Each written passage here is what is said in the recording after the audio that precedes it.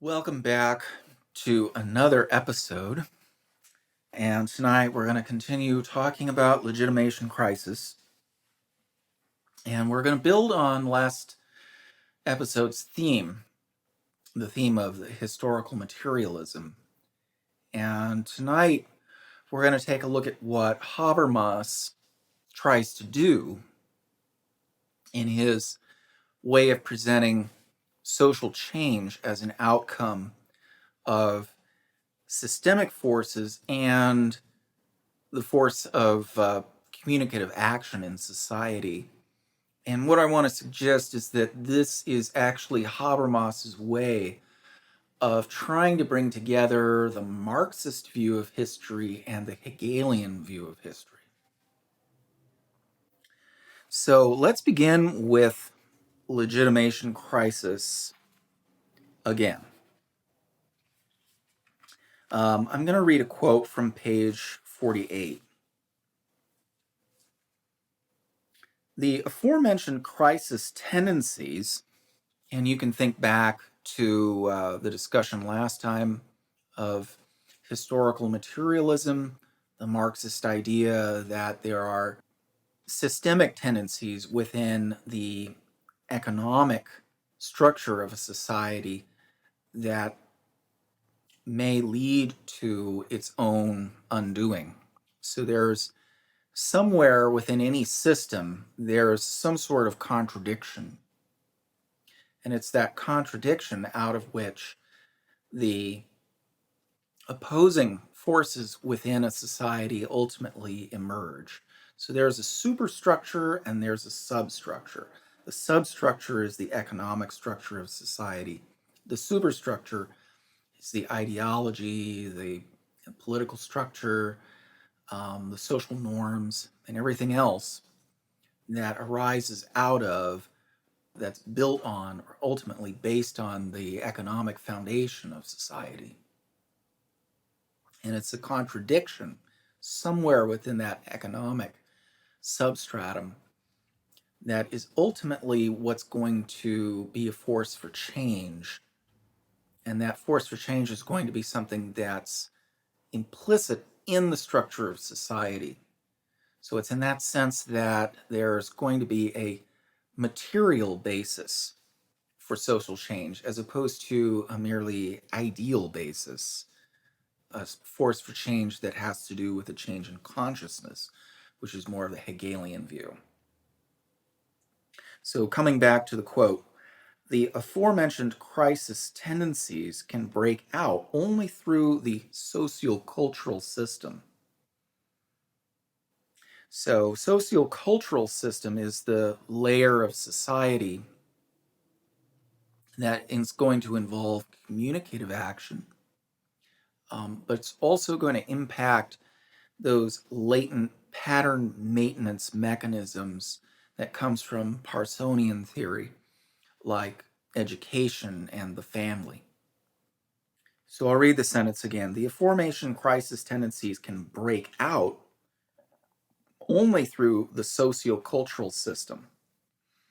So here it sounds like there's a suggestion that maybe the underlying contradiction that is latent within the economic forces of society that threatens to undermine society as a whole, as a structural contradiction, ends up manifesting itself in more of a Hegelian sort of way through communication as something that is discussed, an idea that gets disseminated, and it's really that discussion is an outcome of underlying systemic contradictions that ultimately give rise to that social conflict.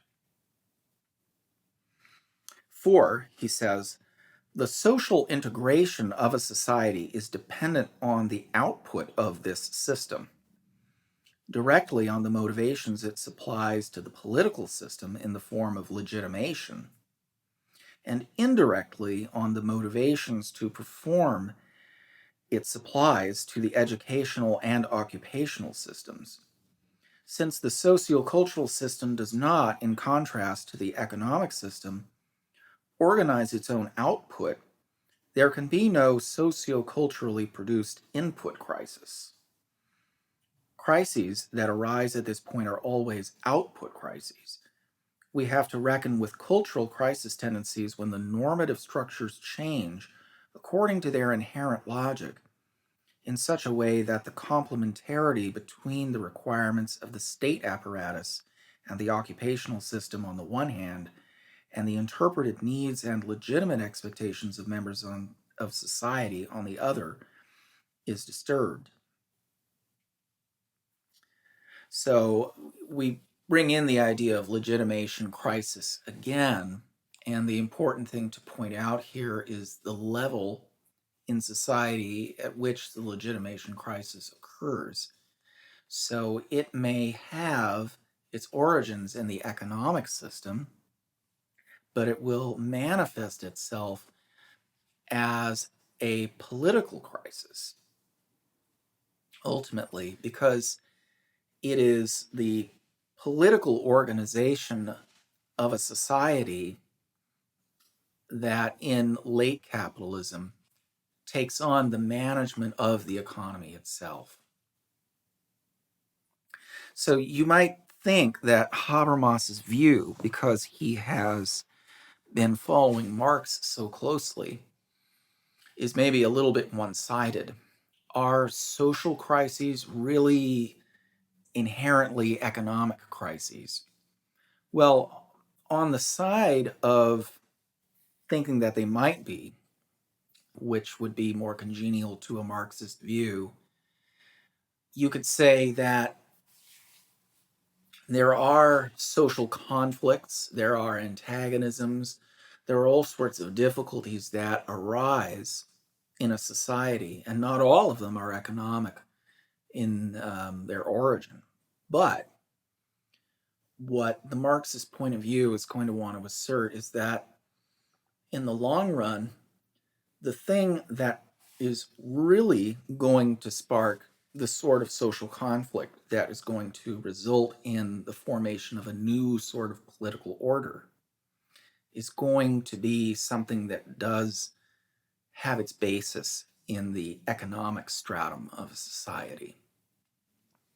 So just to flesh out exactly what that is, again, which is a topic that discussed in the last couple of lectures, for Marx, the inherent contradiction in a capitalist society is the opposition between laborers and their employers, or to put it in more Marxist language, the proletariat and the bourgeoisie. These two classes have class interests that are antagonistic toward each other. But he goes further than that. The real contradiction within the economic system, which is something that would remain unconscious or unnoticed, except to someone who really analyzed the situation closely, is just the fact that the way that the capitalist, the member of the bourgeois class, is able to make profit and make higher profits and maintain a social position is through the exploitation of the laborers that are underneath him. And that's the Marxist point of view, that profit, going back to the idea of the theory of surplus value, the theory that the labor theory of value, which states that the only real way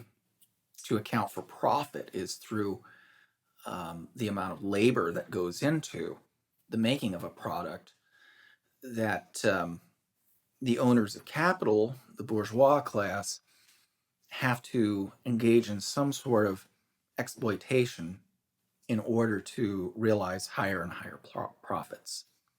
Because labor is a commodity that can be given a variable value, whereas other commodities have more of a fixed value. And this is the Marxist viewpoint.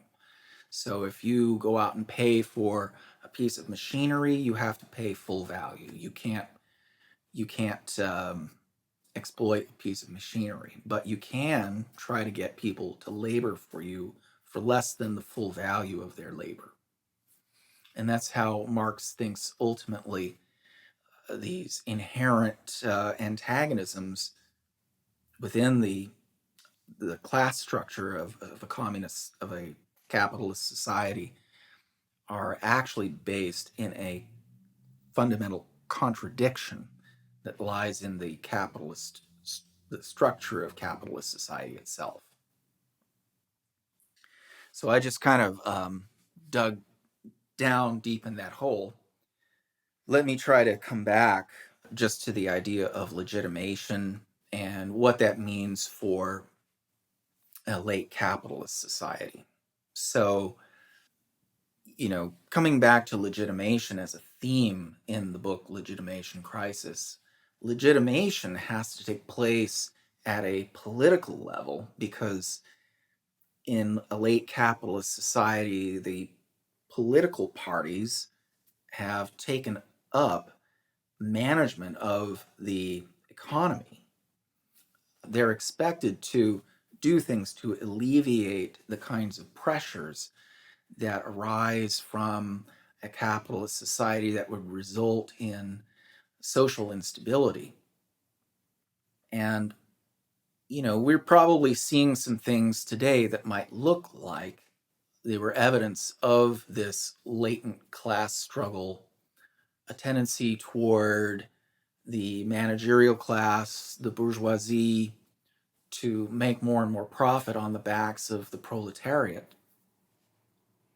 There's now a proposal to increase the minimum wage to $15 an hour as a way of alleviating some of those social tensions, to work on the side of the proletariat. If you want to think of people who are working at places like Best Buy, or people who are working in restaurants, laboring in small manufacturing facilities, and that sort of thing, for more than minimum wage, but less than $15 an hour.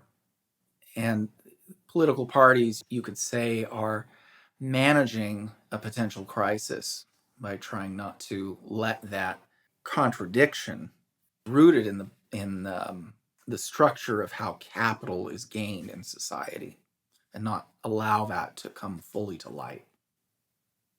What I'd like to do now is shift gears a little bit and talk about Hegel and Hegel's idea of history, and propose what I think might be an interesting interpretation, a new way of reading the master slave dialectic, or what's sometimes called the Lord bondsman, I think is the way one translator puts it. So instead of saying slave, he says bondsman.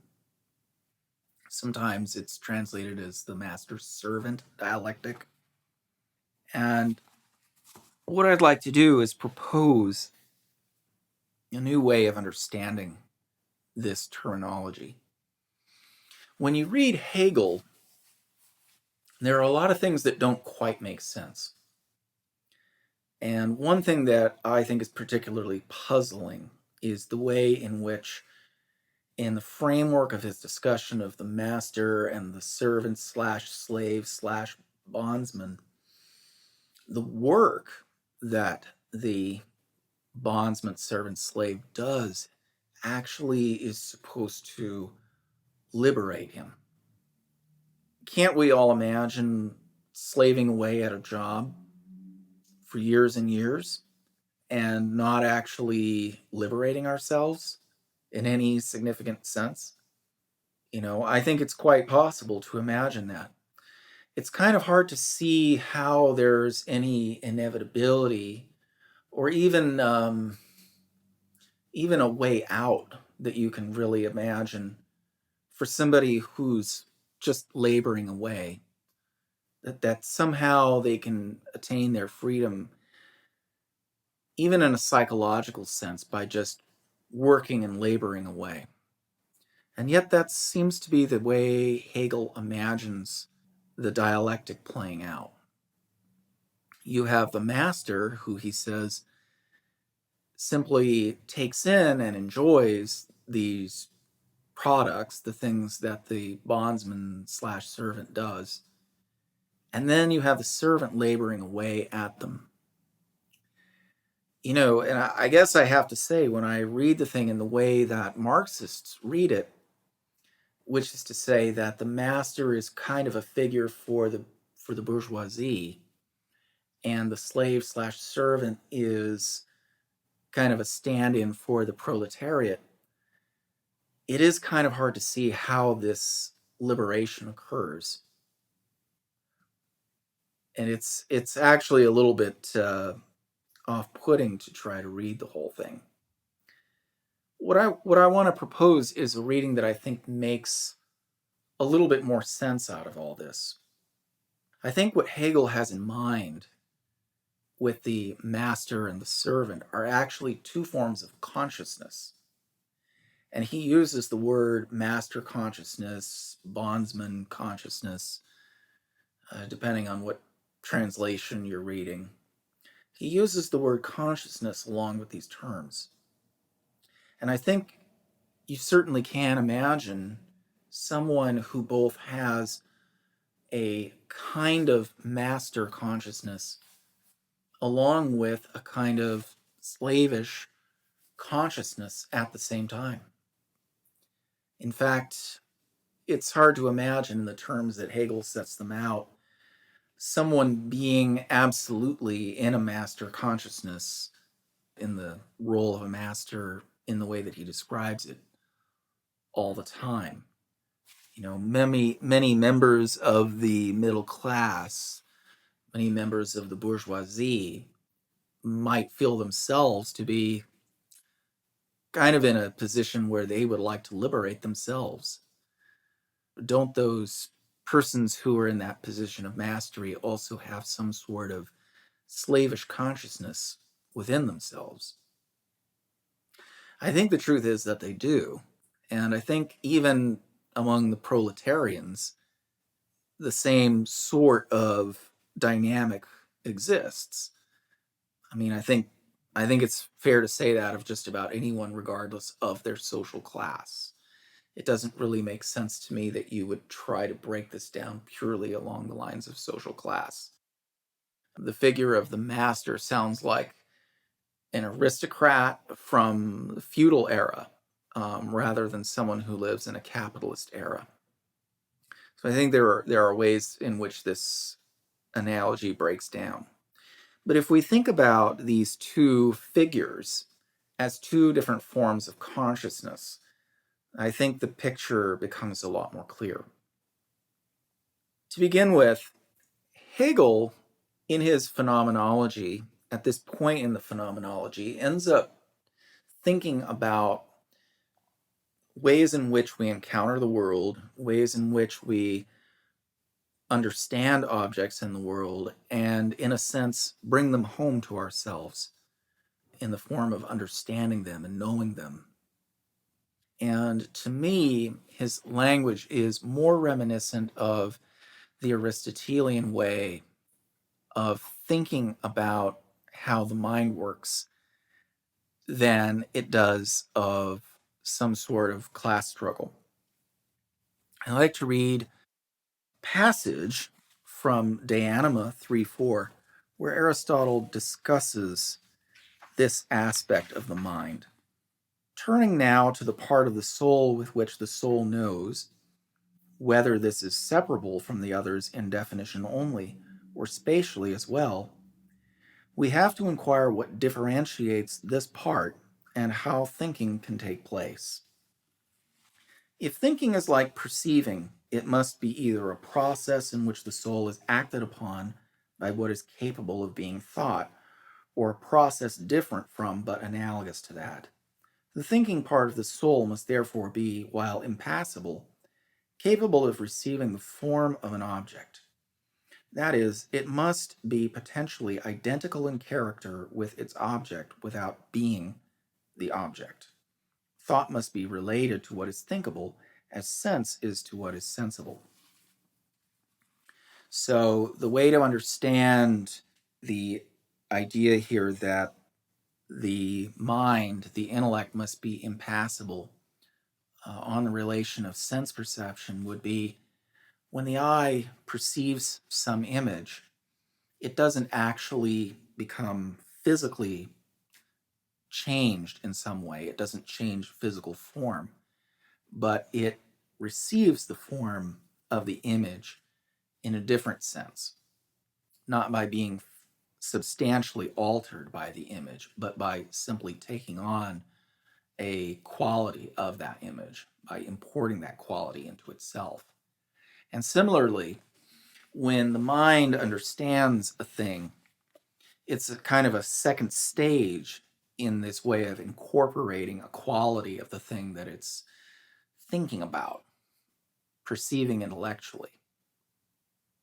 The mind isn't substantially changed by the object of its contemplation, but it's able to, in a sense, take on the form that is latent within the object of its contemplation. And when it does that, it knows something in the object. It understands something in the object. So that is the way in which the mind for Aristotle, in its intellectual mode of perceiving and knowing, is analogous to the eye or the ear or the senses in general in their mode of receiving their objects and perceiving them. And it's important to point out here that this is a receptive mode of the intellect, or it could be thought of as the sense in which the mind is becoming.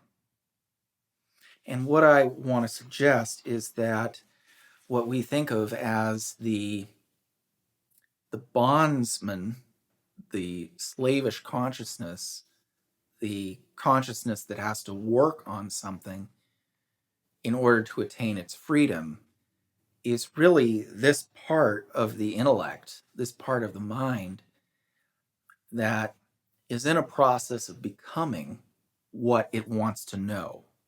Okay. So the master is going to be that part of the mind that simply beholds, simply apprehends its object without becoming the object. So the master consciousness is not a consciousness that's working on something to try to understand it, but it's a form of consciousness that simply apprehends and takes in and enjoys. And of the two forms of consciousness, it's the consciousness that's working toward a thing to try to come to rest, try to come to a stop in that process of trying to understand, that is in a process of becoming something more that will eventually lead to its attaining a higher and higher degree of oneness with the world that eventually leads to a kind of liberation through achieving unity and oneness. That's analogous to the Aristotelian idea of the unity of the knower and the thing known. Let me read a little bit more in Aristotle before turning to Hegel to try to further make my case. So he says, observation of the sense organs and their employment reveals a distinction between the impassibility of the sensitive faculty and that of the faculty of thought. Okay, skipping down.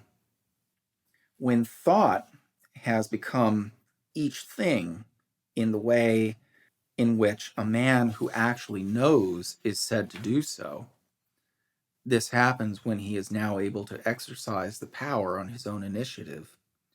Its condition is still one of potentiality, but in a different sense from the potentiality which preceded the acquisition of knowledge by learning or discovery. And thought is then able to think itself. So it's when that aspect of the mind, the receptive, potential part of the mind that undergoes a process of becoming, attaining knowledge of a thing, when it undergoes that process, the mind is then able to reflect on that object and is then able to know itself. So let me read the last part of that one more time. When thought has become each thing in the way in which a man who actually knows is said to do so, and remember, it's becoming on analogy, according to the analogy that the mind could be said to become the thing that it perceives, its condition is still one of potentiality. So it still retains its potential to know more things, but in a different sense from the potentiality which preceded the acquisition of knowledge or by learning or discovery. And thought is then able to think of itself.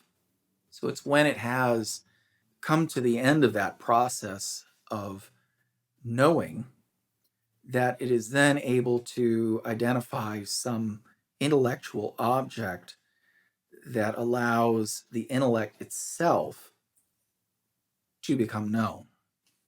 And that's the Aristotelian idea. In the last part of part 5, it says, actual knowledge is identical with its object.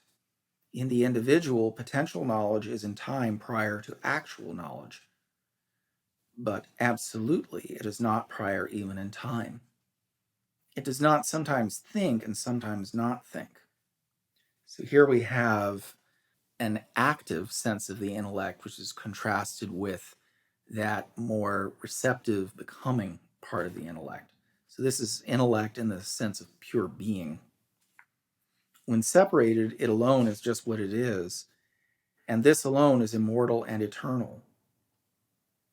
And without this, nothing thinks. So if the master consciousness is just pure being, and the slavish consciousness is really consciousness that is constantly laboring, constantly in the process of becoming, then you can distinguish these two types of consciousness. One has as its basic mode of being simply apprehending and enjoying. The other is all about working and becoming and laboring to heighten its state, to heighten its status. To just fill out the idea of that laboring as present in Aristotle, I think all we really have to do is just consider Book 2, Chapter 19. So, from perception, there comes memory, as we call it. And from memory, when it occurs often in connection with the same thing, experience. From memories that are many in number from a single experience. And from experience, or from the whole universal that has come to rest in the soul, one part from many, whatever is one and the same in all those things, there comes a principle of skill and of understanding. Of skill if it deals with how things come about, of understanding if it deals with what is the case. Thus, the states neither belong in us in a determinate form nor come about from other states that are more cognitive, but they come about from perception. As in a battle when a rout occurs, if one man makes a stand, another does, and then another, until a position of strength is reached, and the soul is such as to be capable of undergoing this. So it's the bondsman that is undergoing that experience of the rout in battle, which sometimes occurs in the mind when we're trying to understand something. But as the mind is laboring and beginning to amass the elements that will later lead to understanding, first one soldier makes a stand, and then another, until the line is reformed. Now, if we take a look at what Hegel has to say in the phenomenology, there are a few things that chime pretty well with this way of reading. The Lord, and this is from 190, the Lord is the consciousness that exists for itself. Okay, so think of the active intellect, the kind of intellect that has pure being as opposed to becoming. The Lord is the consciousness that exists for itself as opposed to for another, but no longer merely the notion of such a consciousness. Rather, it is a consciousness existing for itself, which is mediated with itself through another consciousness. So that would be the receptive intellect, i.e., through a consciousness whose nature it is to be bound up with an existence that is independent, or thinghood in general. So there again, we have the intellect that's in the state of becoming, the intellect that's receiving the object of perception and turning it into knowledge. The Lord puts himself in relation with both of these elements, both of these moments, to a thing as such, the object of desire, and to the consciousness for which thinghood is the essential characteristic. Okay, and that would again be the receptive intellect. And since he is A, qua the notion of self consciousness, an immediate relation of being for self, but B is now at the same time mediation, or being for self, which is for itself only through another, he is related A immediately to both, and B mediated to each through the other. So this is the mind when it has reached that stage where it's gone past Act 1, which is a simple apprehension of things in the world, to Act 2, where state of potentiality, coming to know something, is there alongside with its actuality. So there's a sense in which the mind has potential to know and is at the same time still in a state of continuous being as what it is. And just as I read, there is that third stage in which, when that process is complete, the mind is able to think of itself. Okay, so the Lord relates himself immediately to the bondsman through a being, a thing that is independent. For it is just this which holds the bondsman in bondage. So the material intellect, the potential intellect, in my way of reading it, is in bondage not to the master, but to the thing that it's working on, the thing that it's trying to understand. It is his chain from which he could not break free in the struggle, thus proving himself to be dependent, to possess his independence in thinghood. But the Lord is the power over this thing, for he proved in the struggle that it is something merely negative. Since he is the power over this thing, and this again is the power over the other, that is the bondsman, it follows that he holds the other in subjection. So there's something in the mind that could decide to withhold itself from this contemplation. Equally, the Lord relates himself immediately to the thing through the bondsman. The bondsman, qua self-consciousness in general, also relates himself negatively to the thing and takes away its independence. That is, the bondsman is taking away the thing's independence by thinking of it, but at the same time, the thing is independent vis-a-vis the bondsman, whose negating of it, therefore, cannot go the length of being altogether done with it to the point of annihilation. In other words, he only works on it. For the Lord, on the other hand, the immediate relation becomes, through this mediation, the sheer negation of the thing or the enjoyment of it. So this is the aspect of the mind that involves the sheer beholding of the object of contemplation. What desire failed to achieve, he succeeds in doing. To have done with the thing altogether and to achieve satisfaction in the enjoyment of it. Desire failed to do this because of the thing's independence, but the Lord, who has interposed the bondsman between it and himself, takes to himself only the dependent aspect of the thing and has the pure enjoyment of it.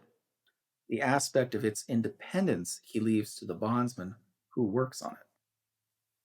So I think unless you try to read the passage through the mediation, if you want to say, or through from the standpoint of these different aspects of the Aristotelian intellect, I think it would be very difficult to make sense of the passage, but it falls together very neatly once you do.